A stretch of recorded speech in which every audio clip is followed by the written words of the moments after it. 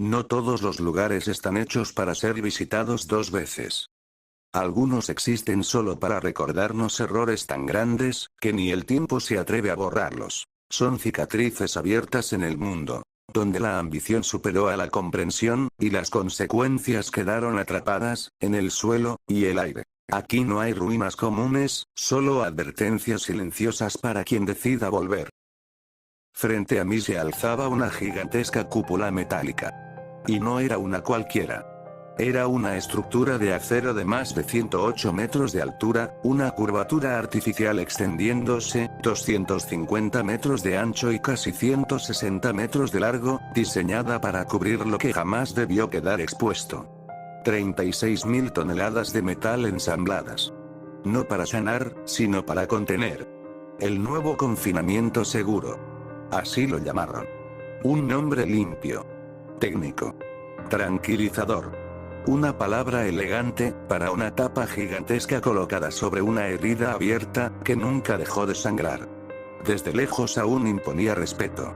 Su silueta dominaba el horizonte de Pripyat como una montaña que no pertenecía al paisaje.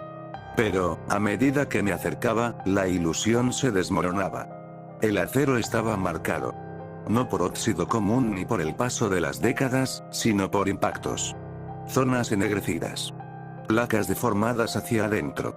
Costillas metálicas torcidas, como si algo hubiese golpeado con una precisión calculada. No eran grietas de fatiga estructural. No eran fallas de mantenimiento. Eran cicatrices. Drones. Explosiones controladas. Ataques que no buscaban destruir la cúpula, sino perturbar. Me detuve antes de cruzar el perímetro. El concreto del camino de acceso estaba cuateado, cubierto de polvo fino y hojas secas acumuladas durante años. El viento apenas soplaba, lo justo para arrastrar partículas invisibles que se adherían al traje como una segunda piel. No había aves. No había insectos. Solo ese silencio espeso que no pertenece a la muerte, sino a la espera. Durante años, este lugar fue presentado como estable. Sellado. Neutralizado. Y, aún así, alguien decidió bombardearlo.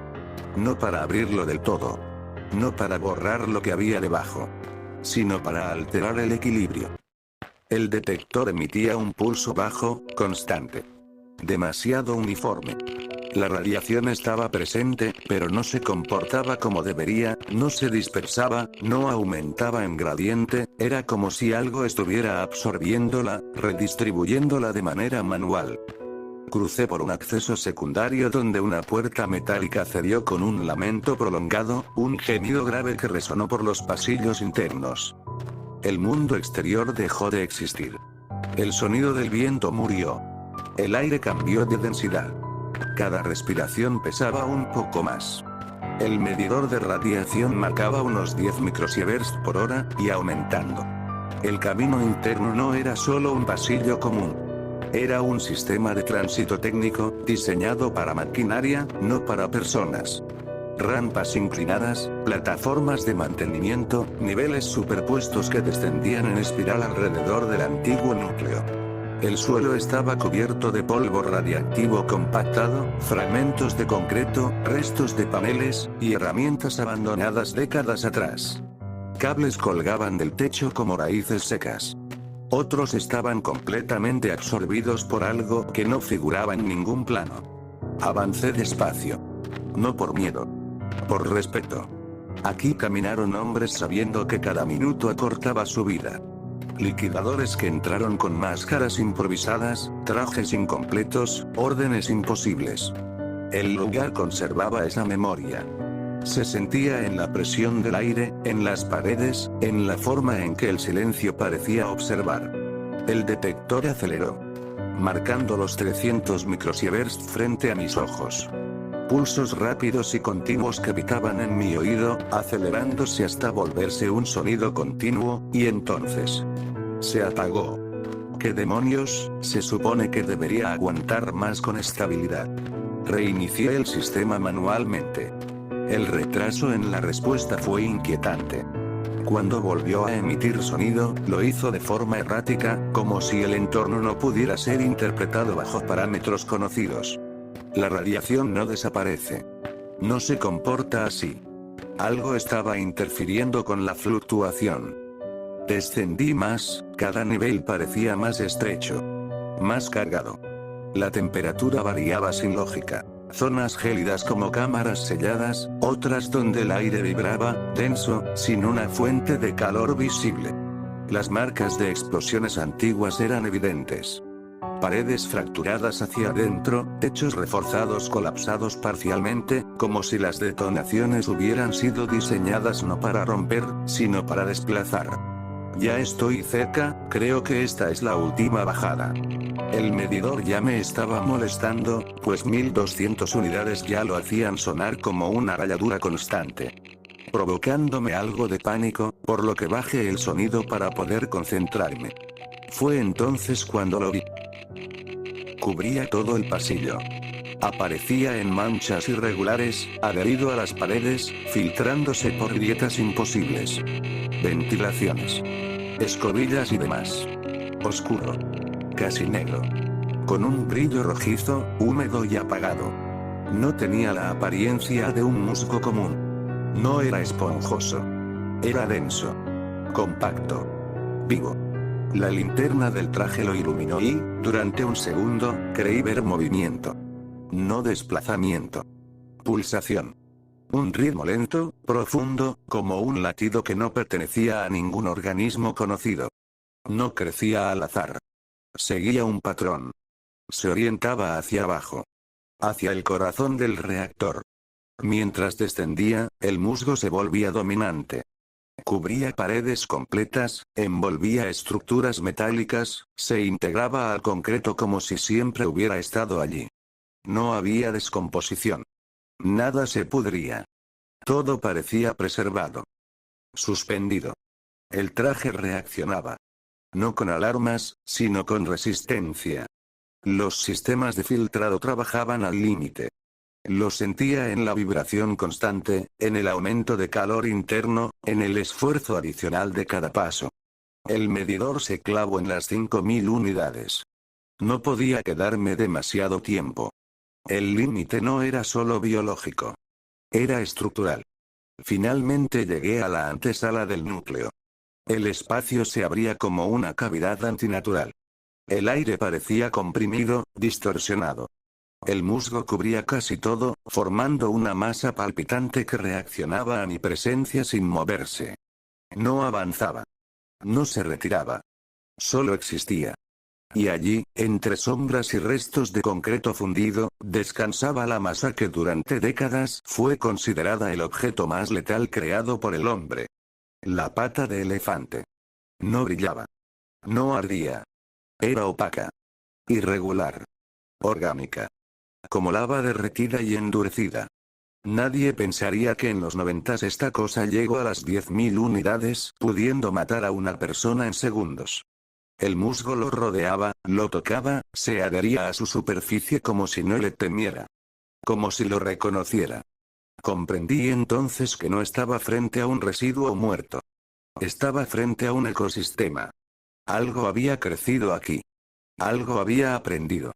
Algo que sobrevivió donde nada debería hacerlo. Comencé a tomar muestras usando hisopos esterilizados, y pequeños fragmentos, cortándolo con mi cuchillo. Cada movimiento era lento. Calculado. El tiempo se acortaba. El traje lo sabía. Yo también. No era miedo. Era certeza. Cuando me giré para regresar, un sonido me detuvo. No fue un rugido. No fue un grito. Fue el crujido seco de escombros desplazándose en algún punto del pasillo superior. Luego otro. Más cerca. Seguido de varios más. Me quedé inmóvil. Algo se movía allí afuera. Algo que no era el edificio. Y, por primera vez desde que entré, entendí que el verdadero peligro no estaba en el núcleo, sino en lo que ahora caminaba entre sus ruinas, en sus alrededores boscosos, donde la naturaleza reclamó lo que le pertenecía. Y entonces. Disparos. En múltiples ráfagas. Los muchachos. Aquellos jóvenes que se habían ofrecido voluntariamente para darme transporte, en lo que creían sería un paseo a una ruina, estaban siendo asaltados por Dios sabe. No, no, no. Grité con fuerza. Comenzando a correr por los pasillos, subiendo las escaleras, saliendo de aquella tumba irradiada, derribando las puertas antiguas, ya que había tomado carrera y nada podía detenerme. Tenía que saber qué demonios estaba pasando en el campamento. Tomé aquel rifle AM-17 modificado, que colgaba en mi espalda mientras recorría las calles abandonadas de Pripyat.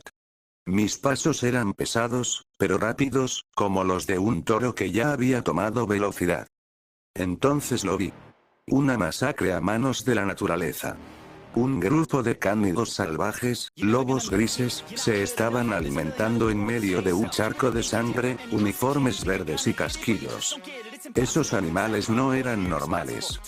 Eran más grandes, sus ojos eran blancos, como si no tuvieran vida o miedo a la muerte.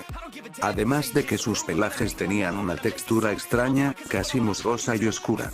Al menos 5 de ellos quedaban en pie, mientras que 8 yacían en el suelo, muertos, acribillados por los disparos de rifle, de aquellos jóvenes cadetes. Malditas bestias del demonio, los mataré a todos. Podía sentir las lágrimas caer dentro del casco, humedeciendo mis mejillas, mientras apretaba los dientes y mis manos sujetando el arma. Apuntaría en dirección a aquella jauría y dispararía ráfagas cortas, de manera quirúrgica y letal, gracias al sistema de puntería asistida del HUD, digital. Cada bala impactó en los rostros o torsos de aquellos lobos mutados por esa especie de musgo extraño. Pero lo que más me horrorizó fue que aguantaron la mayoría de disparos. El más grande y posible alfa, fue el primero en volver a levantarse, tenía un hueco en la frente y en el pecho, pero se había volteado a mirarme. Esos ojos vacíos. Esos colmillos manchados de sangre fresca. Sé que di en el blanco. Pero, ¿por qué no morían? ¿Por qué se volvieron a levantar teniendo esas heridas? Pasaron de un trote a una corrida en sus 4 patas, llegando a 50 km/h en segundos, con intenciones claras.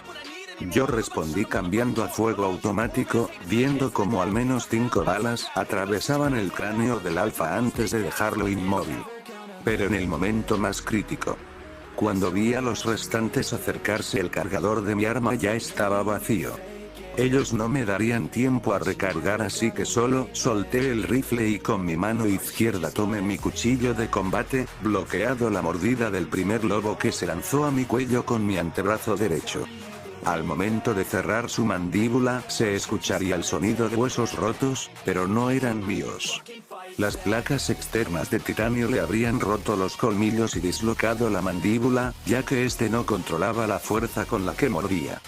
Y ni aún así se atrevía a soltar, por lo que lo apuñalé al menos 3 veces en la cabeza y nuca. Hasta que dejó de moverse. Pero en eso ya tendría a 2 saltando a mis piernas y brazo izquierdo, rodeándome por completo e intentando inmovilizarme como si fuera una presa grande más de su menú habitual. Podía sentir la presión que ejercían sus mordidas y cómo me jalaban intentando derribando. Vamos, malditos sarnosos, intenten tomar un pedazo de mí si se atreven. La fuerza aumentada que proporcionaba el traje entraría en acción, permitiéndome sujetar y azotar al lobo en mi brazo izquierdo contra el concreto, rompiéndole la columna. Al que me sujetaba la pierna derecha, lo tomaría de la nuca y lo apuñalaría al menos 2 veces en la columna, logrando que me soltase. Y finalmente al último lo pateé con mi pierna libre en el pecho, logrando alejarlo pero haciéndolo enojar aún más. Este intentaría un salto directo a mi cuello, pero lo atraparía con ambas manos, tomándolo de la nuca y la mandíbula inferior, evitando sus constantes mordidas. Hasta que decidí doblarle el cuello, 90 grados hacia atrás, acabando finalmente con todos. Me quedé ahí, quieto. En shock. Sentía la piel erizada, el sudor frío. Los músculos tensos. Podía sentir cómo mi corazón palpitaba, intentando salirse de mi pecho, mientras respiraba con dificultad. Esto es el infierno. Definitivamente estoy en el maldito infierno.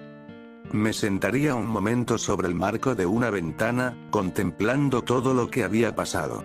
Mi armadura antes reluciente, ahora estaba manchada de sangre, y cubierta de raspones. Mis camaradas, aquellos jóvenes que habían sido amistosos con un veterano de 40 años, habrían pagado con sus vidas. Y para rematar, algo estaba creciendo bajo el suelo, alimentado por la radiación.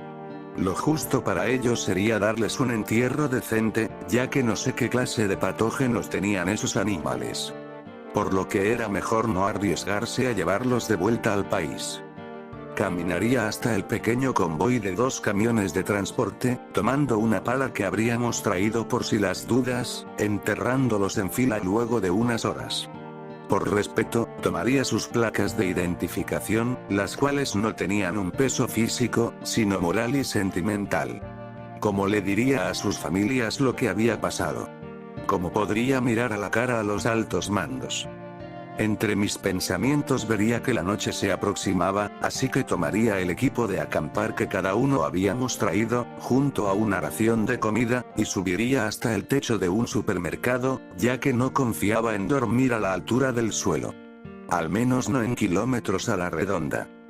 Decidiría apagar la armadura para que no siguiera consumiendo energía, y me recostaría luego de comer algo de estofado empaquetado. Viendo hacia el cielo estrellado, no sabía por qué, pero sentía que muchas cosas iban a pasar a partir de mañana.